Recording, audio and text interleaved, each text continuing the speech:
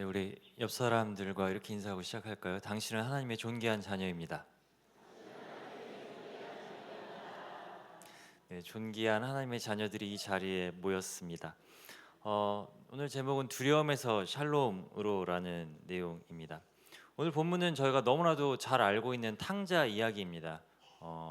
모르시는 분들을 위해 잠깐 얘기하자면 어떤 사람에게 두 아들이 있었는데 둘째 아들이 아버지한테 재산을 요구했어요.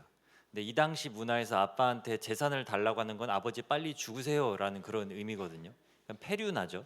근데 아버지가 재산을 또 줘요. 그리고 그걸 받아다가 먼 나라에 가서 탕진하고 밑바닥 인생이 된 다음에 아버지께로 돌아오는 그러한 내용입니다.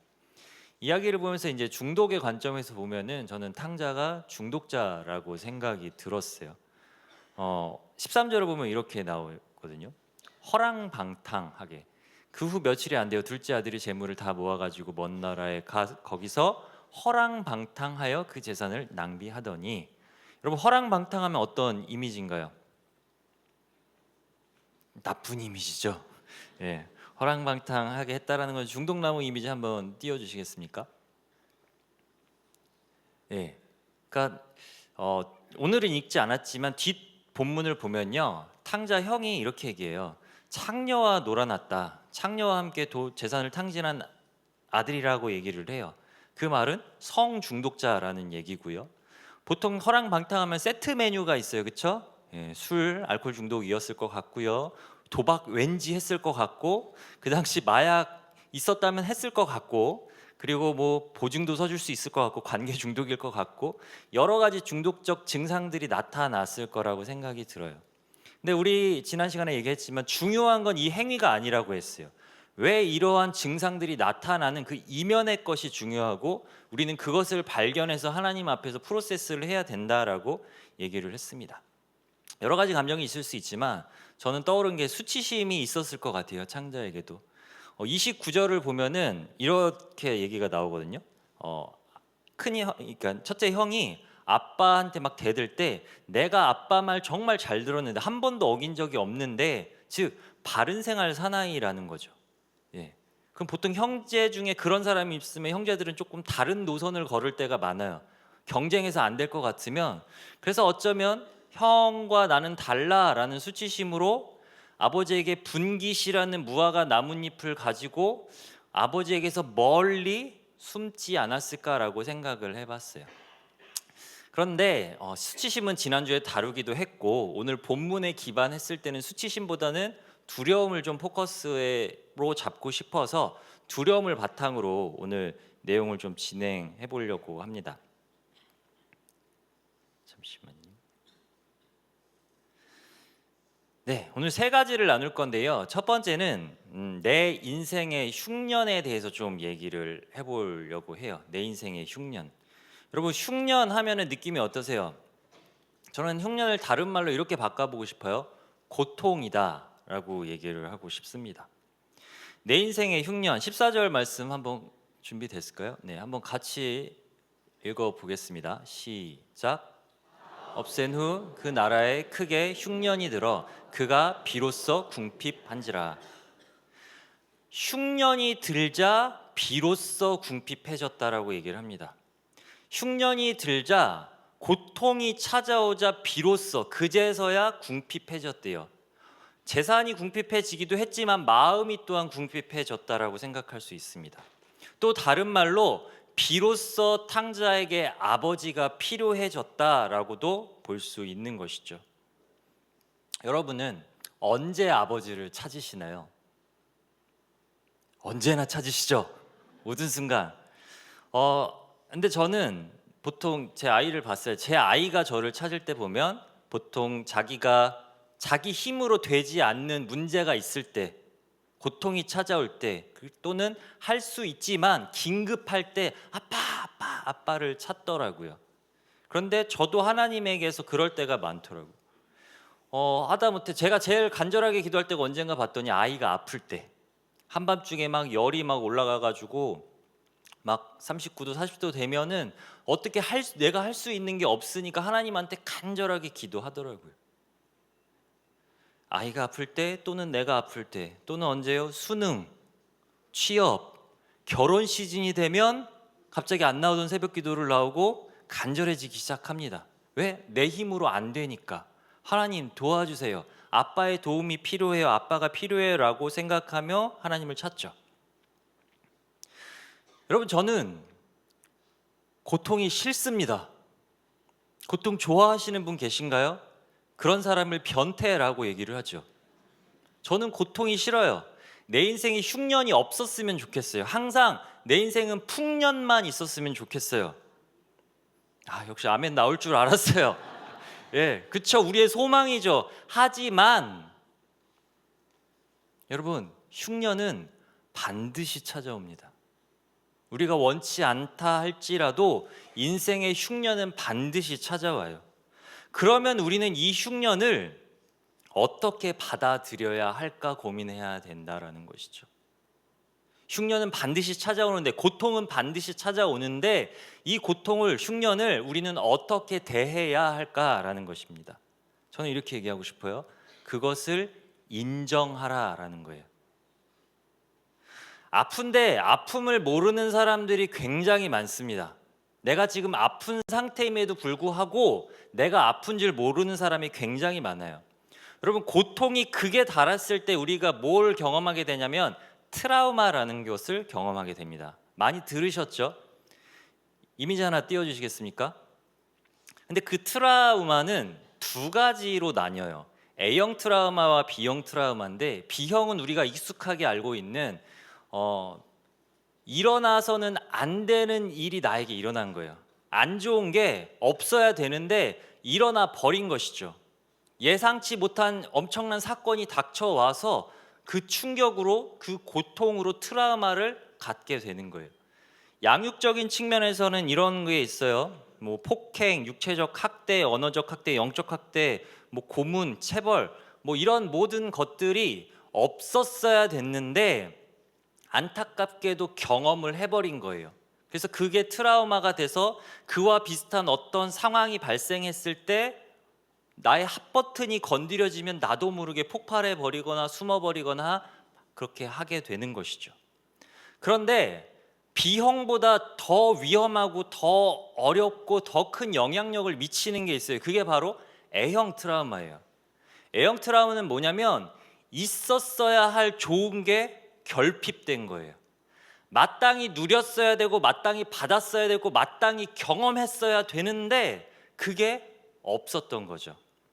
이런 거예요. 어렸을 때 아버지의 보호를 경험했었어야 돼요. 강한 아버지가 자녀를 보호했었어야 돼요. 그런데 아버지가 그러지 못했어요. 어머니가 사랑을 줬어야 되는데 사랑을 받지 못했어요.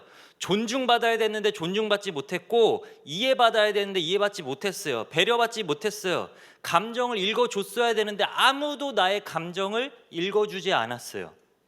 존재로 용납되는 게 아니라 뭘 잘해야만 이쁘다, 착하다 소리를 듣고 자랐어요. 의식주, 의료 혜택 또는 나의 재능을 개발할 기회, 너는 나의 기쁨이야, 내가 기쁨이구나를 존재를 인식하는 경험이 있었어야 되는데 없었어요. 이게 엄청난 영향력을 미쳐요. 여러분, 주지 못했다고 해서 부모를 탓하는 게 아닙니다. 고통을 인정하자라는 거예요. 부모도 사실 마찬가지 아니에요? 그렇게 자녀에게 헌신했는데 마땅히 자녀의 감사 표현을 받아야 돼요. 근데 받지 못했어요. 그러면 그게 결핍이 돼서 A형 트라우마가 되고 내 삶에 영향을 미치는 것이죠. A형 트라우마의 예를 하나 들어볼게요. 어떤 젊은 커플이 있습니다. 놀이동산에 놀러 갔어요. 근데 놀이동산에는 어떤 사람들이 많아요? 가족 단위 사람이 많아요. 어떤 아이가 엄마 아빠 두 손을 잡고 머리에 막 예쁜 뭐 이상한 거 달고 막 가고 있는 걸 봤어요. 되게 아름답고 화목한 가정이다 라고 생각을 했는데 마음 한켠에 뭔가 싸해요. 뭔가 애려와요. 뭔가 따끔따끔거려요. 그래서 기분이 안 좋아져요. 그랬더니 옆에 있던 여자친구가 왜 그래? 아니야, 나도 모르겠어. 그럼 여자는 이렇게 생각하겠죠? 내가 뭐 잘못했나? 나 때문에 그런가? 그러면서 싸우고 헤어져요. 제가 뭐 극단적인 예를 들기는 했지만 이런 거예요. 어떤 고통이 내 안에 찾아왔어요. 근데 뭔지를 몰라요. 뭔가 기분이 나쁘고 쎄하고 화가 나고 속상한데 내가 왜 이러지? 몰라요. 왜 그런지 아십니까? 그건 당연한 거야 라는 인식이 있었던 거예요. 그 시절은 어쩔 수 없었어. 그 시대에 다 그렇게 살았거든. 다 결핍된 채 살았어. 그러니까 어쩔 수 없었어 라고 얘기하면서 합리화해요. 여러분, 어쩔 수 없었죠. 그런데 충족되지 못한 것, 그것이 나에게 상처였고 트라우마고 고통이었다라는 사실마저 외면하면 안 된다라는 거예요. 어쩔 수 없었어. 하지만 그것은 나에게 고통이었어. 사실은 내가 그걸 갖고 싶었어. 사랑받고 싶었고 엄마 아빠한테 그 이야기를 듣고 싶었고 예쁘다 예쁘다 사랑스럽다 존귀하다 네가 최고다 이야기를 듣고 싶었고 나도 사실은 저거를 갖고 싶었어. 그런데 그러지 못해서 나는 고통스러웠어를 우리가 인정해야 된다라는 거예요. 여러분, 상처가 났으면 어떻게 해야 돼요? 치료해야 돼요. 상처 났네? 아프네? 치료해야겠다. 그래서 치료해야 돼요. 그런데 상처가 났음에도 불구하고 난 아프지 않아. 누구나 이렇게 상처 하나쯤은 다 갖고 살아. 내버려 두면 썩어 들어가는 것이죠. 여러분, 문둥병자 한센병이 왜 무서운지 아십니까? 고통을 느끼지 못하기 때문이에요. 인정하지 못해요. 그래서 상처가 났는데 나도 모르게 골마가고 있는데 그래서 내 삶에 영향력을 미치고 있는데 그걸 모르는 거예요. 왜 이렇게 됐을까요? 우리는 왜 그렇게 됐을까요? 바로 어린 시절에 머물러 있기 때문입니다. 여러분, 어린이는 약해요. 힘이 없어요. 감당할 능력이 없어요, 고통을. 여전히 어리고 연약해서 고통이 오면 난 저거 처리할 수 없어라고 성인이 됐음에도 불구하고 난 저걸 처리할 수 없어. 그래서 외면해야겠다. 감각을 다 차단시켜 버리는 거죠. 느끼지 못하는 거예요. 그렇게 무감각한 사람이 되어 버리는 것입니다. 그런데 문제는요, 이 고통을 인식하지 못하면 자기 인식을 못해요. 고통을 못 느끼면 자기 인식을 못한다라는 것이죠. 내가 누구인지, 나의 정체성이 바르게 서지 못한다라는 말이에요. 왜 정체성이 그렇게 우리가 흔들려요? 나를 인식하지 못하기 때문이에요. 내가 자기 인식을 못하면 내가 무슨 말을 하는지 몰라요. 내가 어떤 행동을 하는지도 몰라요. 그렇게 주변을 아프게 해요. 주변에게 고통을 준다라는 거예요. 나도 힘들고 주변도 힘들게 하는 인생이 된다라는 말입니다. 탕자가 언제 이것을 인식하기 시작했어요? 고통에 직면했을 때. 그제서야 비로소 탕자는 자기 인식을 시작합니다. 17절 말씀을 한번 볼까요? 이에 스스로 돌이켜라고 본문에 나와요. 영어로 보면 When he came to his senses라고 나와요. 세 번역으로는 그제서야 그는 제정신이 들어라고 나오고요. 영어를 해석하면 이거예요. His senses, 감각, 감정, 그것을 그제서야 느끼기 시작했다라는 거예요. 그 전까지는 느끼지 못했어요. 근데 고통이 다가와서 그 절망 가운데 임하니까 그제서야 아프구나, 이게 아픈 거구나 인식하기 시작했다라는 것이죠. 내가 지금 여기서 굶어 죽는구나. 죽음이 눈앞에 왔어요. 여러분, 죽음처럼 두려운 게 없잖아요. 인간이 느끼는 가장 두려운 대상이 죽음이잖아요. 죽음이 눈앞에 왔어요. 두려운 거죠. 내가 죽을 수도 있겠구나.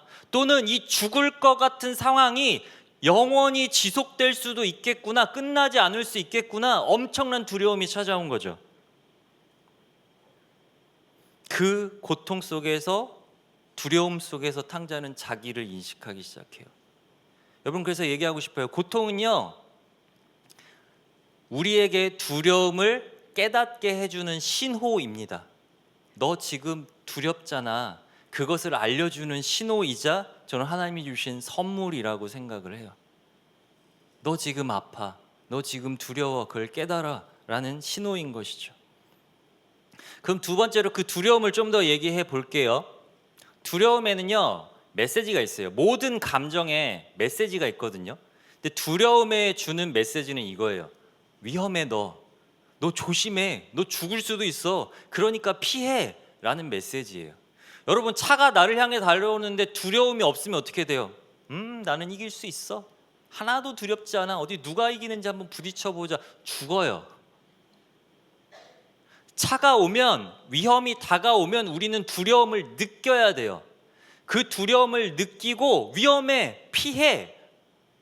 그것에 반응, 그 감정에 반응해야 된다는 것이죠. 두려움은 생존과 관련된 감정입니다.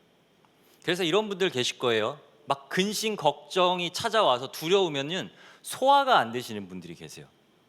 왜 그런지 아세요? 생존과 관련됐잖아요. 지금 생존이 문제지 소화가 문제가 아니에요. 지금 내가 죽느냐 사느냐 하는 판에 지금 소화가 대수야 하면서 몸이 오로지 생존에만 집중하기 때문에 소화가 일을 안 해요. 소화기관이. 근데 더 큰 문제가 뭔지 아십니까?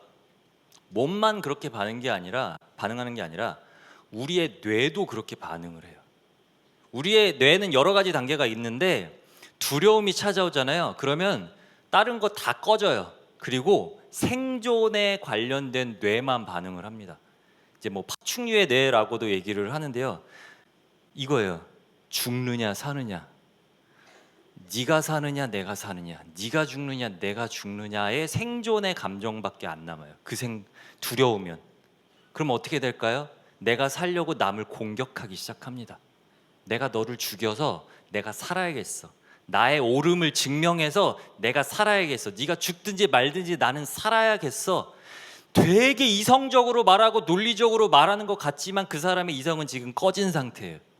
본능적으로만 지금 얘기하고 있는 상태죠. 그래서 우리는요, 이렇게 생각하면 돼요. 저 사람은 뭐 이렇게 생각이 없어? 말을 저렇게 해? 행동을 저렇게 해? 예, 생각이 없어요. 생각이 꺼진 상태예요. 두려운 상태예요. 그 사람은. 저 사람이 지금 두렵구나, 무섭구나, 무언가 빼앗길까봐, 무언가 잃을까봐, 무너질까봐, 수치심을 느낄까봐 두렵구나 라고 생각하시면 돼요. 두려움은요, 어떤 감정이랑 또 연결이 되냐면요, 죄책감이랑 연결이 됩니다. 18절 말씀 한번 같이 읽을까요?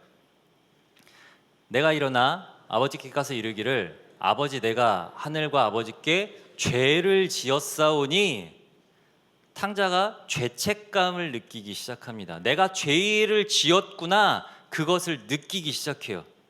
여러분, 아이들이 부모님의 부부싸움을 보면 어떤 감정을 느낄까요? 공포를 느끼죠. 두려움을 느껴요.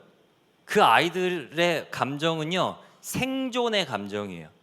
엄마 아빠가 싸워서 나를 버리면 어떡하지? 이혼해서 나는 어디에 붙어야 살아남을 수 있을까? 그 공포 속에, 그러니까 전쟁에 총알이 날아다니는 공포감을 느낀다고 하잖아요. 생존이에요. 아이들은 부모님이 싸우면, 부모가 우주잖아요. 세상이잖아요. 그 우주가 지금 갈라지고 있는 거예요. 내가 죽을 수도 있겠구나. 생존의 감정에 걸린 두려움을 느껴요. 그러면서 아이들이 그 두려움을 어떻게 가져가냐면 죄책감으로 가져가요. 엄마 아빠가 나 때문에 싸우는 거구나. 엄마 아빠가 나 때문에 싸우는 거야. 내 탓이야. 내가 잘못했어. 내가 뭔가를 더 잘해야 될 것 같아. 그 죄책감을 갖게 되는 거예요. 그러면서 어떻게 될까요? 수치심으로 연결이 되겠죠. 그래서 부모님이 사이가 안 좋은 가정의 아이들은 수치심이 많아요. 두려움이 많고 자존감이 떨어지고, 또는 그 반대로 분노하거나 여러 가지 반응들이 나타나겠죠. 또 죄책감이 뿐만 아니라 좌절감이랑도 연결이 됩니다. 19절 말씀 한번 보여주시겠습니까? 같이 읽겠습니다. 시작. 지금부터는 아버지와 아들이라 일컬음을 감당하지 못하겠나이다. 나를 품꾼의 하나로 보소서 하리라 하고. 여러분, 좌절감이 어떤 거냐면, 내가 이렇게 길을 걷다가 다리가 꺾여가지고 이렇게 꺾이는 게 좌절감이에요. 꺾일 수 있죠. 근데 꺾여서 그 다음에 못 일어나는 거예요. 왜? 다시 일어나서 또 꺾일까 봐, 또 넘어질까 봐 무서운 거예요. 두려운 거예요. 그래서 안 일어날래. 좌절해 버린 거죠. 그게 좌절감이에요. 두려움은 우리에게 좌절감을 줍니다. 그리고 이게 반복되면 중독으로 가요. 보세요. 탕자는요, 어떻게 주저앉았어요? 아들에서 종으로 주저앉았어요. 품꾼으로 주저앉았어요. 그리고 일어서지 못했어요. 여러분 성경 읽어보시면 사실 둘째 아들이 완전히 회복됐다고 볼 수는 없어요. 약간 열린 결말이거든요. 주저앉았어요. 아들의 정체성을 회복하지는 못했어요. 그냥 나는 품꾼, 종이다. 좌절해 버린 것이죠. 두려운 사람이 그래서 넘어져 있는데 백날, 야 일어나야지, 그렇게 넘어져 있으면 어떡해, 백날 얘기해봐야 소용이 없어요. 그래서 두려운 사람은 이미 좌절감 속에 있기 때문에 백날 일어나야 돼, 백날 얘기해봐야 안 된다라는 거예요.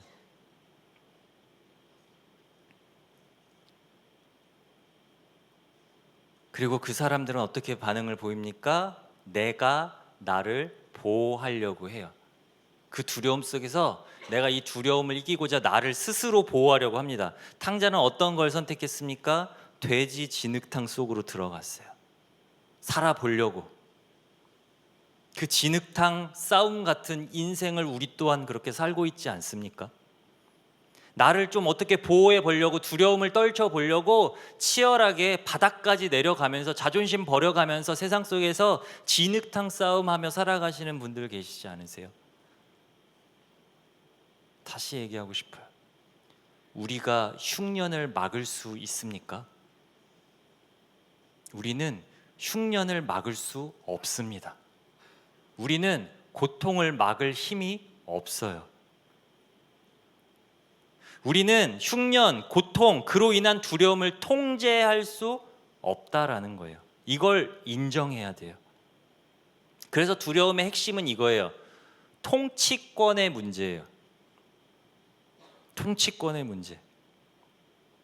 여러분, 우리가 통제할 수 없다라고 생각하는 순간 멘탈이 무너지고 관리가 안 됩니다.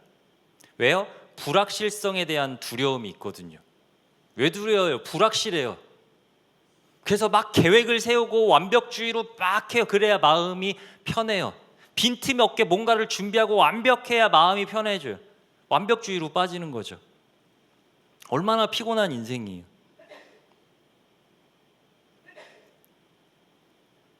질문하고 싶습니다. 사랑하는 성도 여러분, 우리의 왕이 누구입니까? 우리의 삶을 다스리시는, 통제하시는, 통치하시는 왕이 누구라는 거예요. 제가 얼마 전에 재정교육을 받았어요. 물질의 통치권이 누구에게 있는가? 우리는 청직이잖아요. 재물이 내게 아니에요. 머리로는 알지만 그걸 어떻게 확인할 수 있어요? 재정이 어떻게 사용되는지 보면 알 수 있어요. 누가 왕인지. 내가 나의 수치를 스스로 가리기 위해서 그 돈을 가지고 열심히 몸에 붙이고 있다면 하나님이 왕이 아닌 것이죠. 헌금 생활 보면 답이 나와요. 헌금을 많이 하라는 얘기가 아닙니다. 나에게 주어진 물질이 나의 수치를 가리기 위해서, 내 두려움을 해소하기 위해서 쓰여지는지, 아니면 그 수치를 덮어주시고 두려움을 이길 수 있게 하시는 진정한 왕을 위해 사용하는지, 내 재정생활, 헌금생활, 돈이 어디에 사용되는지 보면 누가 왕인지 딱 나와요. 자녀 양육 얘기해 볼게요.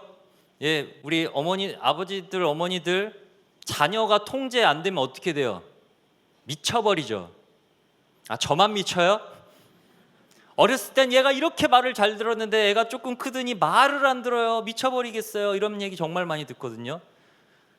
통제가 안 되니까, 내가 통치가 안 되니까 그런 거예요. 두려운 거죠. 내가 통제해야 되는데 통제권에서 벗어나 버렸어요.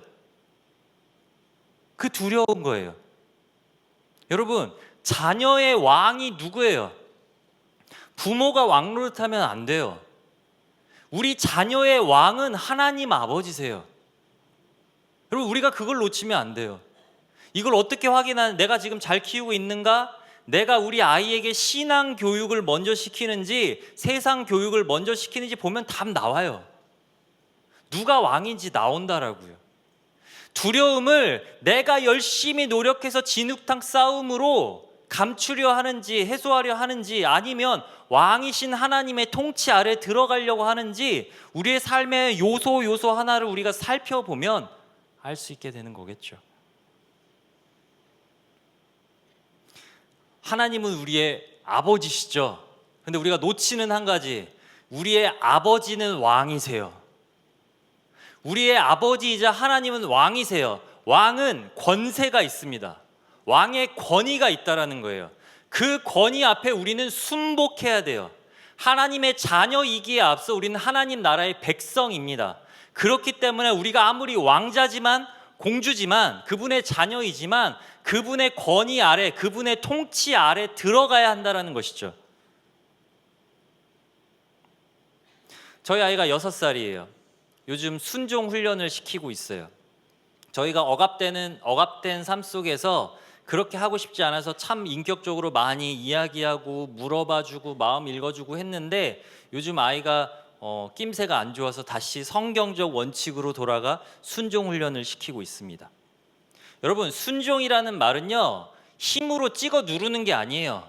너 이거 하면 아빠가 이거 줄게, 유혹하거나 이렇게 딜하는 것도, 거래하는 것도 아니에요.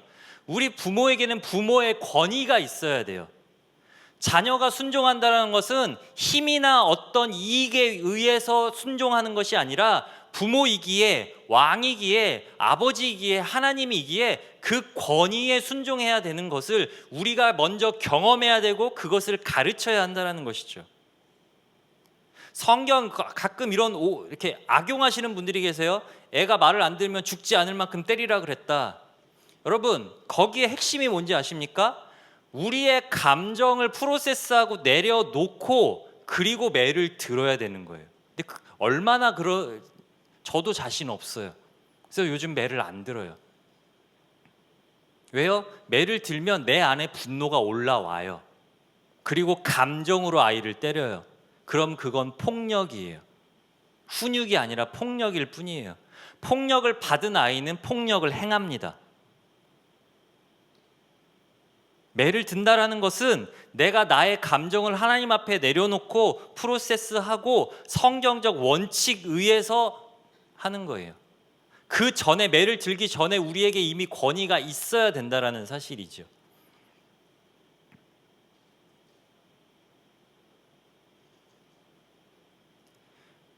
내가 두려워하는 것은 무엇입니까?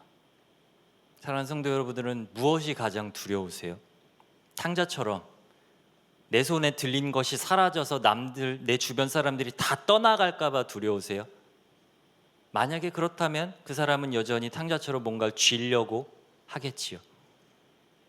아니면 나의 연약함, 부끄러운 모습들이 드러나서 사람들에게 손가락질 받을까 봐, 수치심을 입을까 봐 두려우십니까? 그래서 꽁꽁 싸매고 이중적인 모습으로 살아가십니까? 우리가 진짜 두려워야 할 게 무엇인지 우리는 생각해야 돼요. 저는 이게 두려워요. 둘째처럼 내가 왕인 삶을 살아갈까 봐 두렵습니다. 하나님이 왕이 아니라 둘째처럼 내가 왕인 삶, 내 멋대로 사는 삶, 그 삶을 살고 결국 탕자처럼 이렇게 진흙탕 속에 굴를까 봐 저는 두려워요. 저는 첫째 아들처럼 살까 봐 두려워요. 첫째 아들이 나중에 아빠가 둘째 잔치를 베푸니까 분노합니다. 분노의 감정이 올라왔어요. 첫째는 나는 이렇게 잘했는데 얘는 이렇게 아빠 재산 말아먹은 애를 왜 이렇게 하냐, 분노가 올라오는 것이죠. 그러면서 이렇게 얘기해요. 당신이 나에게 염소 새끼 한 마리라도 줬냐? 무슨 마인드예요? 품꾼의 마인드예요. 자녀가 아니라 품꾼인 거예요. 내가 이렇게 아빠 말 잘 듣고 열심히 했으니까 염소 새끼는 마땅히 받아야 된다. 내 품삯을 달라. 품꾼, 종의 정체성에 머물러 있었던 거죠. 그러니까 아빠가 얘기하잖아요. 너 내 자녀야. 내게 다 네 거야. 너 품꾼 아니야, 종 아니야, 너 나의 자녀야 라고 말씀하세요. 저는 첫째 아들처럼 품꾼으로 살아갈까 봐 하나님 제가 이렇게 헌신했잖아요, 이렇게 봉사했잖아요, 이렇게 재정을 헌금했잖아요, 그러니까 염소 새끼는 주셔야죠 라는 품꾼으로 살아갈까 봐 저는 두렵습니다. 그렇게 분노하는 인생 살까 봐 두려워요. 그렇게 아버지로부터 멀어지는 단절을 경험할까 봐 저는 두렵습니다. 두려움 정리할게요. 두려움은 피하게 만들어요. 근데 어디로부터 피해야 돼요? 아버지로부터 피하는 게 아니라 아버지로부터 멀어지게 만드는, 아버지로부터 단절되게 만드는 그 모든 것들을 두려워해야 돼요. 그러한 은혜가 있기를 축복합니다. 두려움은 아버지께 돌아가라는 신호예요. 하나님이 주신 선물입니다. 그럼 마지막으로 이제 세 번째, 그 두려움에서 우리는 어떻게 살아가야 할지, 임마누엘의 답이 있어요. 여러분, 두려움은 혼자 해결할 수 없습니다. 다시 얘기해요. 두려움은 절대로 혼자서 해결할 수 없어요. 제가 열방대에 있을 때 새벽에 러닝을 하기 시작했어요. 달리기를 하기 시작했어요. 근데 열방대가 약간 깊숙한 곳에 있거든요. 뭐 주변에 뭐가 없어요. 숲길이 있어요. 거기를 혼자 뛰면요, 가로등도 없어요. 정말 무서워요. 제가 겁이 많아서 그럴까요? 혼자 그 새벽에 깜깜한 진짜 달빛에 의지해서 달리면 무서워요. 차라도 한 대 지나가면 멈춰서서 날 납치해가면 어떡하지? 두려워요. 막 노루가 튀어나올까 봐 두렵고요. 여러 가지 두려움이 엄습해요. 근데 이제 러닝 팀이 있었어요. 여자 자매님, 간사님 두 분이랑 셋이 같이 뛰는데 그러면 안 두려워요. 여러분, 연약한 여자 두 분이 있다고 해서 만약에 뭐 차가 해서 날 납치하려고 했는데 막을 수 있어요? 없어요. 그리고 같이 손잡고 뛰는 것도 아니에요. 저 멀리 보이지도 않아. 각각 페이스가 다르기 때문에. 그럼에도 불구하고 저기에 함께하는 사람이 있구나라는 생각이 들면 두려움이 사라져요. 왜요? 마음이 연결되어 있기 때문이에요. 함께한다라는 것은 마음이 연결되는 것입니다. 난 혼자가 아니야. 이때 우리는 두려움을 다룰 수 있어요. 두려움을 해결하는 방법 말씀드릴게요. 두려움을 부인하거나 아니면 용기를 내가지고 내가 극복하리라 한다고 해서 두려움을 해결할 수 없습니다. 두려움을 해결하는 유일한 방법은 하나님의 임재 안에 들어가는 거예요. 아버지의 품 안에 들어가는 것이 우리가 두려움을 다스릴 수 있는 유일한 방법입니다. 하나님의 임재 안에서 나와 함께, 그렇게 임재 안에 있는 내 형제 자매와 함께 마음이 연결될 때 우리는 동일한 임마누엘 하나님을 찬양하며 두려움을 극복할 수 있는 것이죠. 20절 말씀에 아버지가요, 아들을 어떻게 하냐면요, 이에 일어나서 아버지께로 돌아가니라. 아직도 거리가 먼데 아버지가 그를 보고 치근히 여겨 말하기를 달려가 목을 안고 입을 맞추니. 아버지가 치근히 여긴대요.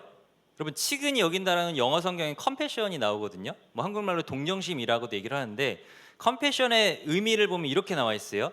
다른 사람의 사정을 알아주고 제 일처럼 여겨 안타까워하는 마음이라고 나와 있습니다. 우리의 사정을 하나님이, 임마누엘 하나님이 다 아시잖아요. 보고 듣고 느끼고 다 아시잖아요. 우리 생각까지도 아시잖아요. 그 하나님이 우리의 마음을 알아주시고 당신의 일처럼 여기며 함께 안타까워하고 계신다라는 거예요. 사랑하는 아들아, 사랑하는 딸아, 얼마나 두렵니? 내가 너의 마음을 알아. 얼마나 무서웠어? 라고 알아주신다라는 거예요. 그렇게 우리를 치근히 여겨주시며 마음을 함께 하신다라는 거. 여러분, 우리는 한순간도 혼자였던 적이 없습니다. 여러분, 이걸 아셔야 돼요. 임마누엘, 하나님이 우리와 함께 하신다. 하나님은 한순간도 우리와 떨어진 적이 없으세요. 아버지 보세요. 탕자 아버지 매일매일 나와서 언덕 위에서 바라보는 거예요. 알고 있었겠죠. 형이 동생 상태 알잖아요. 창녀랑 놀아난 거. 아빠가 모를까요? 알고 있어요. 하지만 끌어오지 않았어요. 왜? 인격적인 하나님이시니까. 나의 자녀가 나에게 돌아오기를 애끓는 마음으로 긍휼히 여기며 언제쯤 돌아올까? 나의 품에 언제쯤 돌아올까? 긍휼히 여기면서 기다리고 계신다라는 거예요. 아버지의 마음은 몸은 떨어져 있었지만 한순간도 우리의 마음과 떨어진 적이 없어요. 아버지의 마음은 언제나 당신의 자녀를 향해 있었다라는 사실입니다. 이제 임마누엘을 위해 두려움을 극복하기 위해 진리의 알약을 제가 처방해 드릴 거예요. 우리 함께 읽을게요. 진리의 알약, 하나님의 말씀입니다. 이사야서 41장 10절 말씀 함께 읽어볼까요? 두려워하지 말라, 내가 너와 함께함이라. 놀라지 말라, 나는 내 하나님이 됨이라. 내가 너를 굳세게 하리라. 참으로 너를 도와주리라. 참으로 나의 의로운 오른손으로 너를 붙들리라. 아멘. 주님의 오른손이 우리를 붙들었어요. 연결됐다라는 거예요. 우리를 그렇게 연결되어 끌어안는 아버지를 이 말씀을 통해 우리가 보고 느껴야 돼요. 시편 말씀입니다. 3장 1절에서 8절 읽겠습니다. 여호와여, 나의 대적이 어찌 그리 많은지요. 일어나 나를 치는 자가 많으니이다. 많은 사람이 나를 대적하여 말하기를 그는 하나님께 구원을 받지 못한다 하나이다. 여호와여, 주는 나의 방패시요 나의 영광이시요 나의 머리를 드시는 자이시니이다. 내가 나의 목소리로 여호와께 부르짖으니 그의 성산에서 응답하시는도다. 내가 누워 자고 깨었으니 여호와께서 나를 붙드심이로다. 천만인이 나를 에워싸 진친다 하여도 나는 두려워하지 아니하리이다. 여호와여, 일어나소서. 나의 하나님이여, 나를 구원하소서. 주께서 나의 모든 원수의 뺨을 치시며 악인의 일을 꺾으셨나이다. 구원은 여호와께 있사오니 주의 복을 주의 백성에게 내리소서. 아멘. 우리의 아버지가 우리를 구원해 주셨어요. 구원의 전능자세요. 그 아버지가 나와 연결되었기 때문에 천만인이 나를 둘러싼다 할지라도 우리는 두려워하지 않을 수 있는 거예요. 세 번째 말씀입니다. 시편 56편 1절에서 4절이에요. 하나님이여, 내게 은혜를 베푸소서. 사람이 나를 삼키려고 종일치며 압제하나이다. 내 원수가 종일 나를 삼키려 하며 나를 교만하게 치는 자들이 많사오니 내가 두려워하는 날에는 내가 주를 의지하리이다. 내가 하나님을 의지하고 그 말씀을 찬송하올지라. 내가 하나님을 의지하였은즉 두려워하지 아니하리니 혈육을 가진 사람이 내게 어찌하리이까. 아멘. 내가 두려운 날에는 내가 주님을 의지하리이다. 주님이 나와 연결되어 있는데 혈육을 가진 저 인간들이 나를 어찌할 수 있겠습니까? 저는 두렵지 않습니다.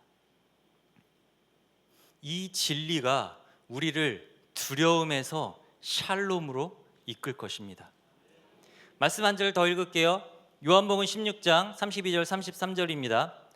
보라, 너희가 다 각각 제 곳으로 흩어지고 나를 혼자 둘 때가 오나니 벌써 왔도다. 그러나 내가 혼자 있는 것이 아니라 아버지께서 나와 함께 계시느니라. 이것을 너희에게 이르는 것은 너희로 내 안에서 평안을 누리게 하려 함이라. 세상에서는 너희가 환난을 당하나 담대하라. 내가 세상을 이기었노라. 아멘. 환난을 피할 수 없어요. 당할 수밖에 없어요. 그러나 담대하래요. 왜? 내가 세상을 이기었기 때문에. 십자가에서 세상을 이기신 그 하나님께서 우리를 붙들고 계시기 때문에 우리는 두렵지 않을 수 있는 것이죠. 예수님이 말씀하세요. 아버지와 내가 연결됐어요. 그리고 그 안에 우리가 거해요. 그렇기 때문에 우리는 평안할 수 있는 것이죠. 평안하라, 평안하라, 평안하라. 샬롬. 이 평안을 더 누리려면 어떻게 되는지 아세요? 감사로 나아가셔야 돼요. 감사는요, 창조주를 기억하는 힘입니다. 아버지와 연결되는 통로예요. 하나님이 문제보다 크시다. 이 상황보다 하나님이 훨씬 크시다.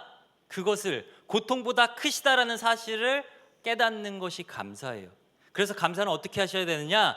적극적이고 공격적으로 하셔야 돼요. 저는 이렇게 얘기하고 싶어요. 감사 전쟁이에요. 우리의 영적 전쟁은 감사 전쟁입니다. 그 감사로 우리의 기쁨을 용량을 키우고 임마누엘의 평안을 누리게 되는 거예요. 두려움에 눈물 흘리고 계신 분들 계십니까? 이거 해결 안 되면 어떡하지? 이 상황이 악화되면 어떡하지? 두려움에 눈물 흘리며 떨고 계신 분들 계십니까? 기억하십시오. 우리의 하나님께서 내 눈물과 함께 눈물 흘리고 계십니다. 그리고 그 눈물이, 아버지의 그 눈물이 성령의 단비가 돼서 이 흉년을 끝낼 것입니다. 그 흉년을 능히 감당할 수 있게 우리를 이끄시고 평안을 허락하실 것입니다. 여러분, 우리가 누구입니까? 하나님 아버지의 기쁨의 자녀입니다. 너무너무 기뻐서 아버지께서 잔치를 벌이시는 천국 잔치의 삶이 매일매일 매순간 우리에게 펼쳐질 것입니다. 이것을 누리는 저와 여러분들 되기를 축복합니다. 찬양하시겠습니다.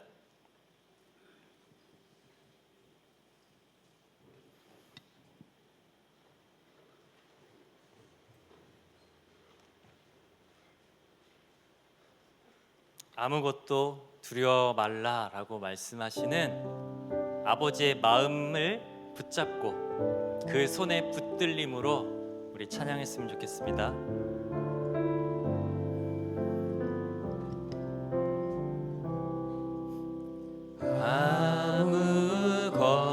아무것도 두려워 말라. 주 나의 하나님이 지켜주시네. 놀라지 마라.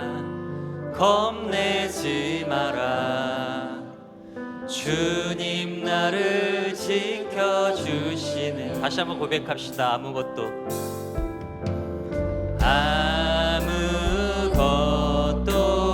두려워 말라. 주 나의 하나님이 지켜주시네.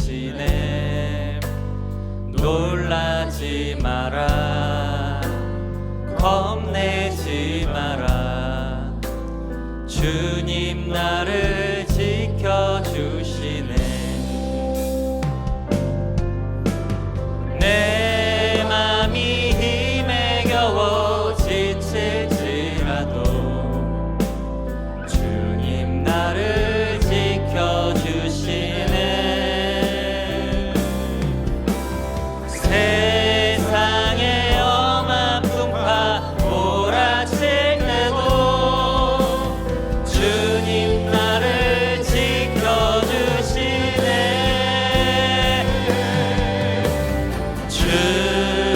주님은 나의 산성, 주님은 나의 요새,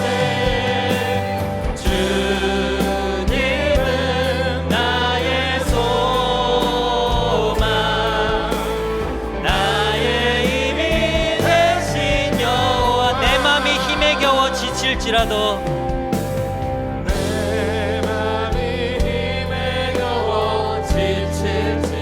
주님이 우리를 지켜주십니다. 아멘. 세상의 험한 풍파 몰아칠 때도 주님 나를 지켜주시네. 주님은 나의 산성, 주님은 나의 요새, 주님은 나의 소망, 나의 힘이 되신 여호와. 이 시간 기도합시다. 우리 가운데 아버지를 잃어버리신 분 계십니까? 여러분 깨달으십시오. 인지하십시오. 인식하십시오. 나 아버지 손 잘 붙잡고 있는가? 아니면 나 아버지 잃어버렸나? 그래서 아버지를 잃어버려서 두려움에 떨고 계신 분 계시나요? 세상의 험한 모진 풍파 앞에서 벌벌 떨면서 나 어떡하면 좋지? 나 어떻게 살아가면 되지? 난 아무것도 할 수 없을 것 같은데. 여러분, 우리 인생의 흉년을, 고통을 인정합시다. 내가 아프고 두려운 걸 인정합시다. 그리고 아버지께 달려갑시다. 우리 아버지는 언제나 우리를 보고 계셨고, 나의 그 신음소리를 언제나 듣고 계셨고, 나의 마음과 생각을 알고 계셨고, 함께 하시며 우리를 부르시며 기다리신 우리의 임마누엘의 아버지이십니다. 우리를 그렇게 구원하시는 아버지를 바라봅시다. 이 시간 그 아버지를 향해 달려가고자 주여 한번 외치고 기도하며 나갈까요? 주여! 아버지, 두렵습니다. 아버지, 저 강한 척, 대단한 척, 아무렇지 않은 척, 괜찮은 척 애썼지만 저 사실은 너무나도 무섭습니다.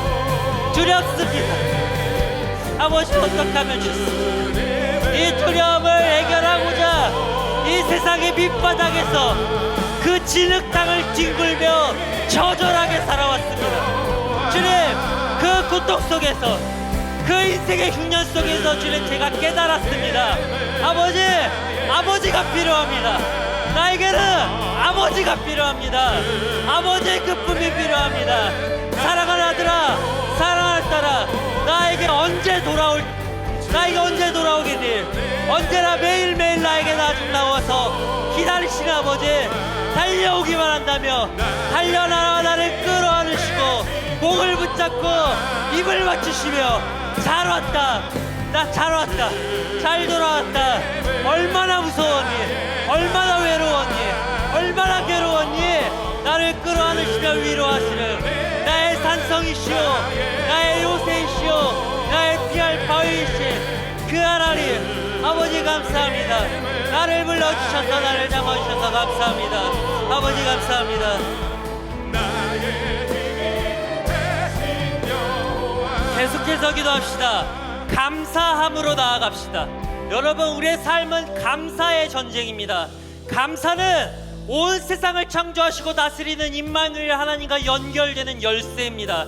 주님, 감사하십시오. 두렵습니까? 고통 속에 있습니까? 그 상황을 감사하십시오. 이 고통을 통해 내가 아버지께 나아갈 수 있게 하심에 감사합시다. 주님, 감사합니다. 나를 불러주셔서 감사합니다. 감사함으로 아버지께 안기며 아버지의 품 안에서 천국을 누립시다. 감사함으로, 감사의 고백으로 나아갔습니다. 기도하시겠습니다. 아버지 감사합니다. 주님, 우리를 이 자리에 불러주셔서 감사합니다. 아버지, 나의 두려움을 깨닫게 해주셔서 감사합니다. 나의 고통을 깨닫게 해주셔서 감사합니다. 주님, 더 이상 외면하지 않겠습니다.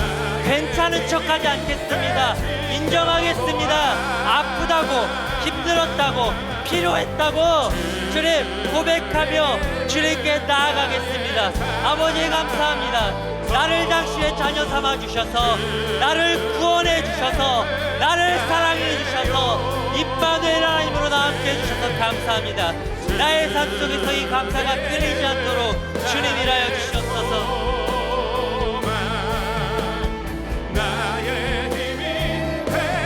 다시 한번 고백하기 원합니다. 주님은 나의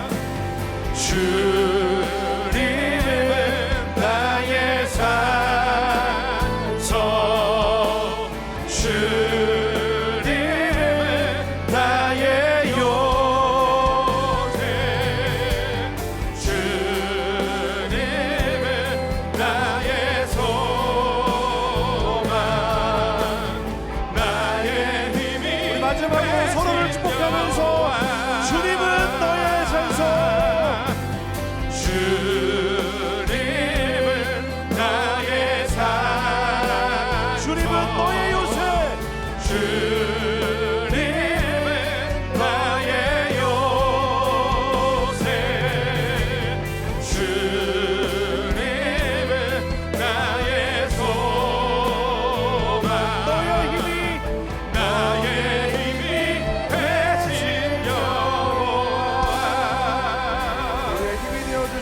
우리와 늘 함께 하시며 우리의 모든 두려움을 물리쳐 주실 그 하나님을 찬양합니다.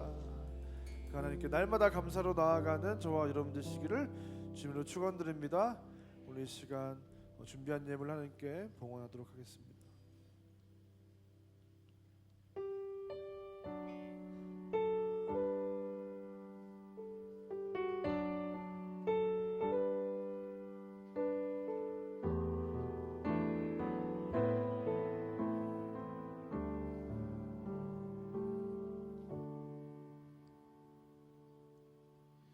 지금 돌아서 가는 이 길을 따라 나는 이렇게 먼 길을 떠났었고 아버지를 등진 채 길었던 그날의 길을 이젠 세상을 등지고 걷네. 나로 충분할 거라 믿었던 시절에 나는 미끄러져가는 나를 구해낼 수 없었지. 결국 남은 한 벌에 자존심마저도 그들은 내게서 모두 빼앗아갔네. 용서받을 수 있을까? 아니 용서를 구하는 것이 옳은 일인지 조차 모르겠지만 물이 저 낮은 바다를 향해 흘러가듯이 나는 이제 내가 떠나온 나의 집으로 돌아간다.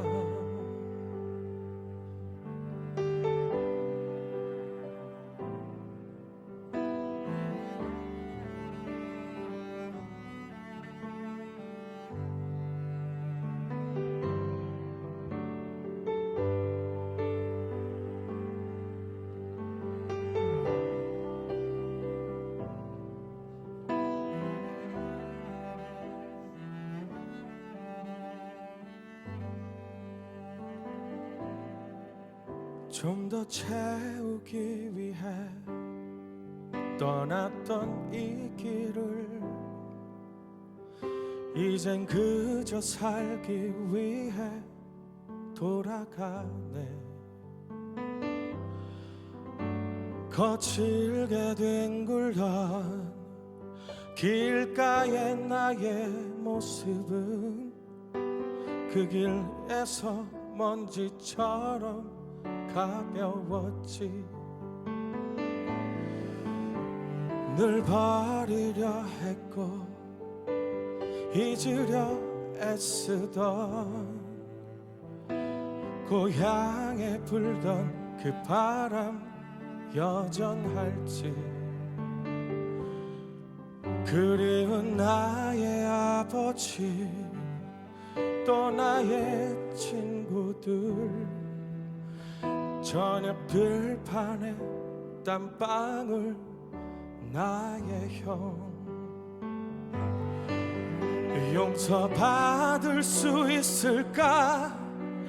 아니 용서를 구하는 것이 옳은 일인지 이젠 모르겠지만 고향편 하늘을 보면 절로 흐르던 내 눈물처럼 저절로 내가 떠나온 내 고향으로 흘러간다.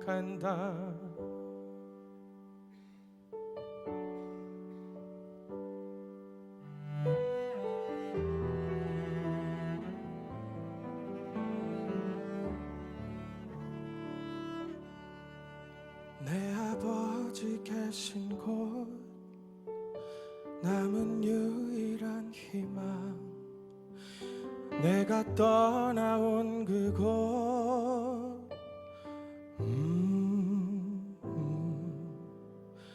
저 언덕을 넘어서면 아버지 집. 아멘. 기도하겠습니다. 사랑하는 하나님 참 감사합니다. 나로 충분할 것 같아서, 나 혼자 살 수 있을 것 같아서 내 힘으로 살아보려고 떠났던 그 길을, 하나님 정말로 내 인생에 내 힘으로 아무것도 할 수 없는 그 순간에 하나님 오늘 이 시간 우리가 그 창조주 하나님, 나의 아버지 되신 그 하나님을 기억하게 하시니 참 감사합니다. 오늘도 그 하나님이 아니면 내 삶을 영위할 수 없고, 그 하나님이 아니면 내가 살아갈 수 없다는 그 처절한 몸부림 속에서 오늘도 우리가 주님 앞에 서게 하시니 감사합니다. 하나님, 이 세상은 끊임없이 우리를 위협하고 두려움 속에 우리를 노출시키지만, 하나님 오늘 이 시간 우리가 주님 앞에 나아갈 때 하나님께서 우리에게 지금까지 베풀어 주신 수많은 은혜들을 감사로 고백하며 주님과 연결되기 원합니다. 다시금 그 주님 앞으로 우리가 나아갑니다. 하나님 우리를 받아주시고, 하나님 그 하나님과 함께라면 하나님 우리가 그 모든 두려움을 이기고 이 세상을 승리하신 하나님과 더불어 예수 그리스도와 함께 우리가 당당히 살아갈 수 있는 줄 믿습니다. 하나님, 우리가 이 찬양의 고백처럼 주님은 우리의 산성이시고 우리의 요새시고 우리의 방패시고 우리의 소망이 되신다는 사실을 기억하며 그 하나님께로, 우리의 아버지의 품으로 나아가는 우리 모두가 다 되게 하여 주시옵소서. 하나님, 우리 인생은 끊임없이 이 물질로 우리를 공격하고 우리로 두려움에 빠지게 하지만, 하나님 그러나 그 세상의 그 어떤 것보다, 그 어떤 큰 물질을 가져다 줄 수 있는 세상의 지혜와 능력보다 하나님께서 더 크고 놀라운 우주와 만물의 창조주이신, 전지전능하신 그 하나님이심을, 그 하나님이 나를 사랑하시고 나에게 가장 좋은 것을 주시는 아버지 되심을 기억하며, 하나님 오늘 우리 시간 이 물질을 믿음의 고백으로 하나님께 올려드립니다. 이 예물을 기뻐 받아주시고, 하나님 우리가 하나님께 드린 것보다 더 크고 놀라운 것들로 채워주시는 그 아버지의 복을 받아 누리게 하여 주시옵소서. 이제는 우리 구주 예수 그리스도의 은혜와 하나님의 사랑과 성령 하나님의 감화 감동 위로교통 내주하시는 역사가 오늘 이 시간 그 두려움 가운데서 우리에게 임마누엘이 되어주시는 그 하나님께로 나아가 놀라운 인생, 그 하나님 아버지의 충만한 인생을 살기로 결단하고 돌아가는 이 자리에 모인 모든 주의 자들을 머리머리 위에 이제부터 영원까지 함께 있을지어다.